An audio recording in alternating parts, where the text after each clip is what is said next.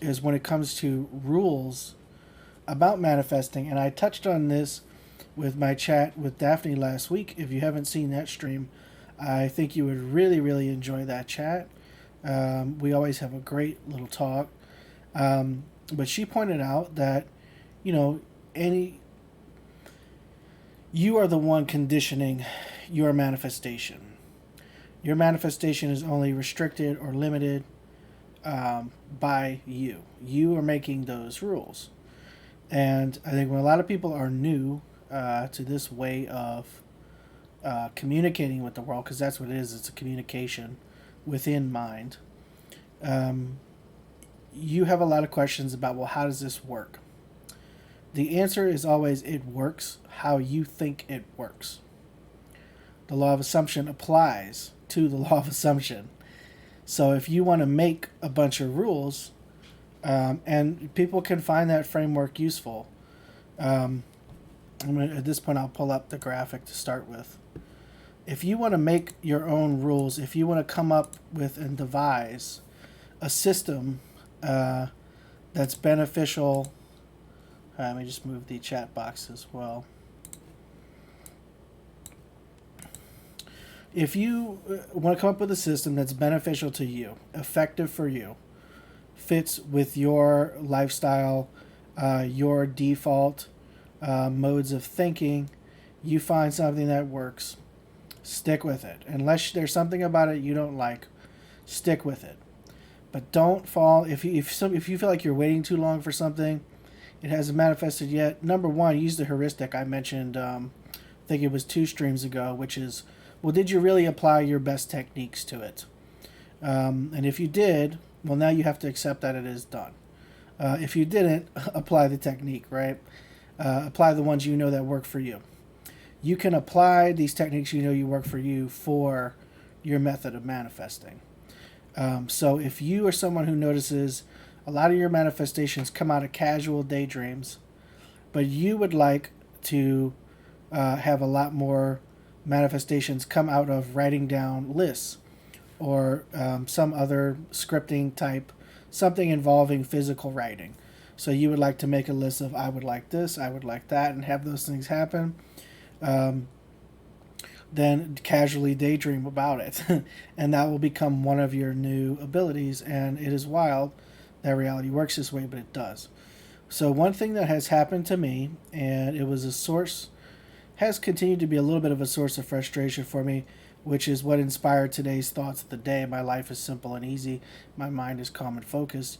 I really want to have less complexity when it comes to my experience of mind and therefore the world.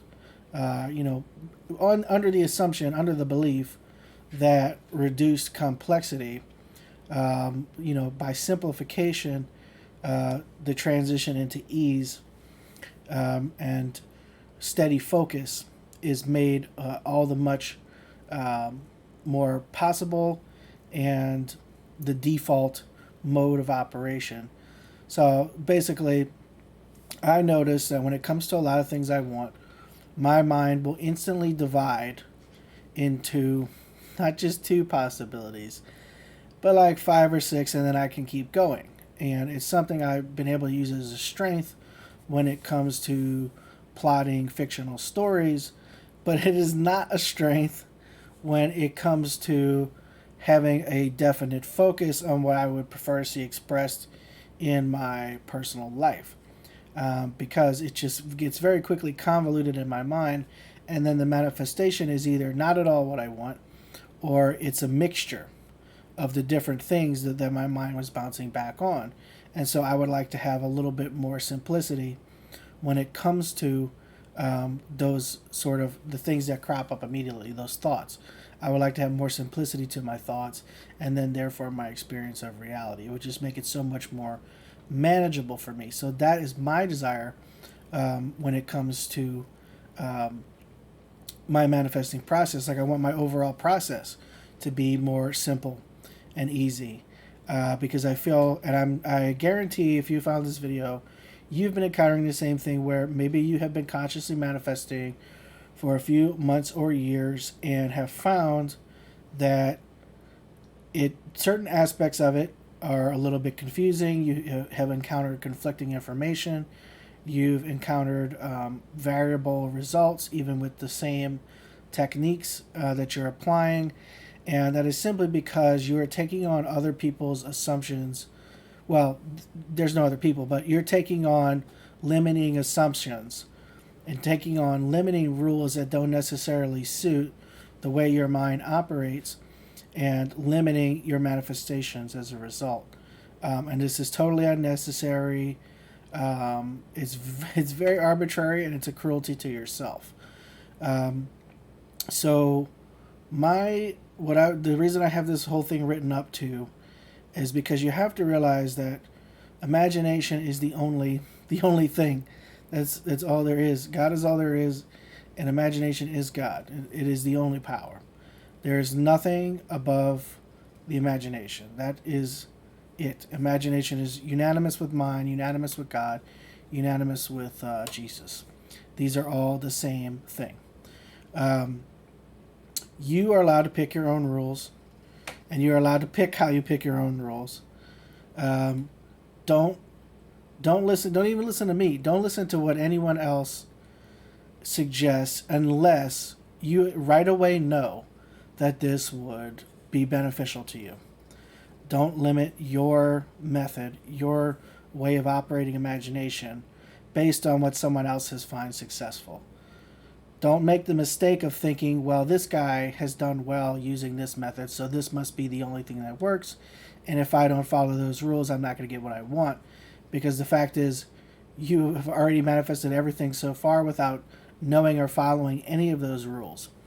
Part of the heuristic I suggested too was when it comes to finding out, identifying what your best, like so far, what has been most successful for you, not only to just look at when you consciously manifested things, but look back prior to when you knew about the law. How did the bigger things in your life end up there? What happened in your mind to cause those manifestations? And you will find that what works for you after finding out about the law was also working for you then, but you might also identify some things that you haven't thought to apply towards conscious manifestations just yet. I mean, I know for me, when I looked back, what I found was that a deep determination, a deep conviction, it's actually what Neville means by feeling. And it's gonna go over it. Well, let me hide the rules. So Neville defined feeling, a deep conviction felt, is far more important than anything you could ever think. In other words, you could spend forever repeating the same affirmations, but if you did not capture the consciousness of being that thing, of being convinced that this is that thing, that this is true, it would not express. Now, even that, you are allowed to overwrite that. You are allowed to say, I don't have to be convinced in order for something to manifest. So even that is a rule that can be overwritten. Now we are here, I am discussing Neville Goddard. I am discussing his views on manifestation because I feel that he is the one that is most direct about what is actually going on. Because he overtly says in every lecture that you are God the Father. And that is why you can do this. That is why you could do any of this.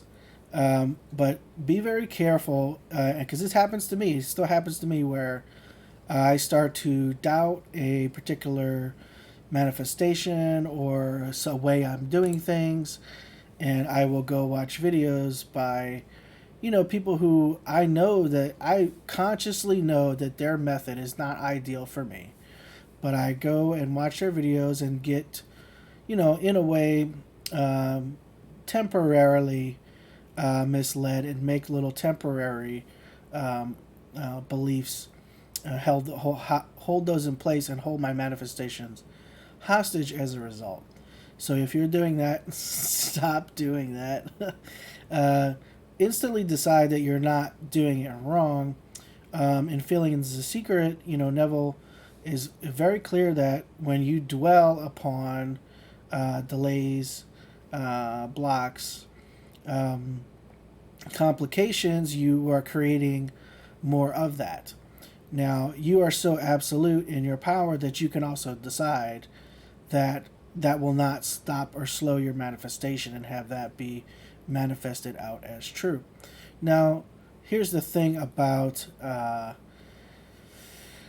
these assumptions. If you've already been manifesting for a long time, you've probably created a whole pile of them. I mean, in terms of active beliefs that are creating your world, there are billions. So you're not going to pick out which ones are holding back any specific manifestation necessarily. So what you should simply do is reassume the state of consciousness of having that thing. And if it's something general, if it's something that's a foundational state, like having a simplified experience of mind, then instead of worrying about these thousands, undoubtedly, assumptions you have about what you're doing in mind, to simply pick, well, manifesting is easy for me. And to imagine a conversation with someone where you're saying that and you know that's true, or whatever other technique you like to use that is useful for you. However you move into that state of consciousness, that would be way better than trying to figure out the untold assumptions that are operating that might be limiting your manifestations right now. And another thing I would also like to remind everybody, if you haven't already consciously figured this out, the subconscious is just another thing you are imagining. And Neville is he is a little bit opaque about this, but he does explain, at least in one of the books, that the conscious-subconscious framework is just a way to explain what's going on, just the same as he will use a Bible story to explain to you what is going on. So this subconscious-conscious relationship is also something you are imagining. It is also a creation of mind. In imagination manifesting related interested circles, people will talk a lot about impressing the subconscious. This is an imaginary thing. You do not have to accept that as true. You do not have to believe that. You are allowed to operate imagination howsoever you please. You do not need to imagine that it operates that way if you don't like that. You can continue using that metaphor if you see it as useful and helpful.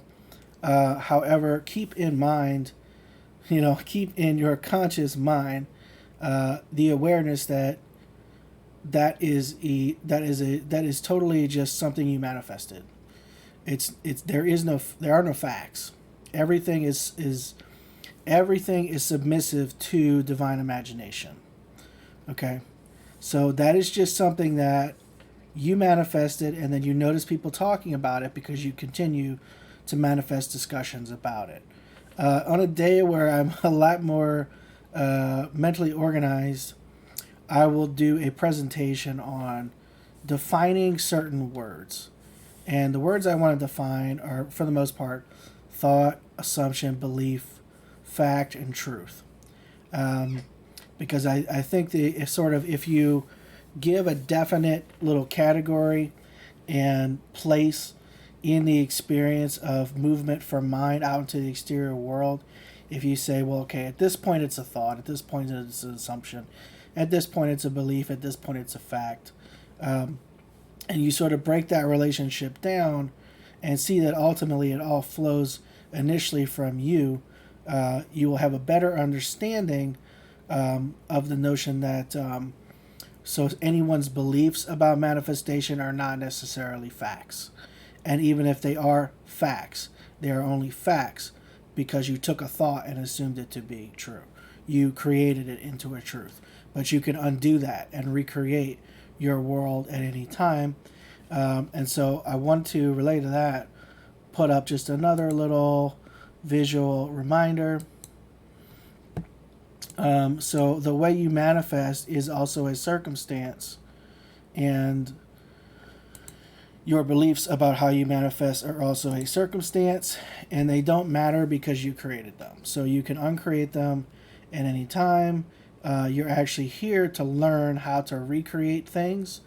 This is not a place of creation, it's a place of recreation. Everything here was already created before you experienced being human.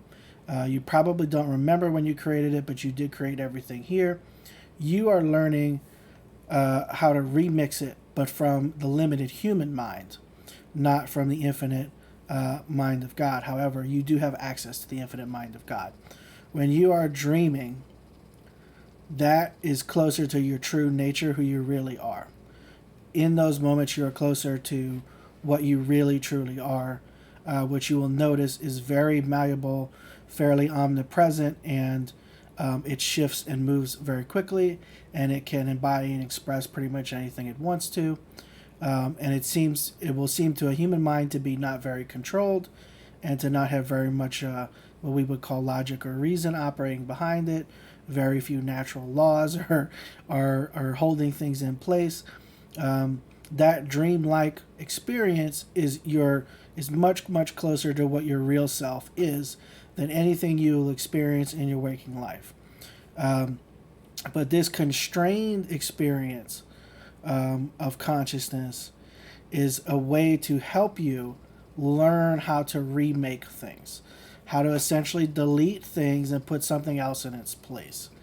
And your rules, your way of doing that, your overall method, your preferred techniques, those are all things that you can also remix and recreate. So don't make the mistake like I have done of taking on a lot of other people's assumptions. And even though, I manifested them because at the time I wanted that guidance. I wanted to know, hey, how do you do this? How do you do that? What is the rule about this? What is the rule about that? And I did not at the time yet realize, though I realized it pretty quickly, but still too late because I'd already taken on some rules I didn't like. But I quickly realized, well, that's just an assumption. That's an assumption that you manifested out. That doesn't necessarily mean that that's how I have to manifest something. That is your assumption that I don't have to take on for my process. And so always be conscious of that when you're looking to others for guidance. And that applies equally to this video. If you this is probably going to be when it's clipped out 20 minutes. And so if you're reaching the end of this video and you're like, this guy's full of shit, I've been doing this method for 2 years and it works without a doubt. It's the only method. Awesome. Don't watch any more of my videos. And I'm glad you found what works for you. Because my point is, there is no universal, this works for everybody. Imagination, God is infinite. So there are infinite ways to apply it in a successful and, for lack of a better word, forceful and effective manner. And you get to decide that. It's your prerogative.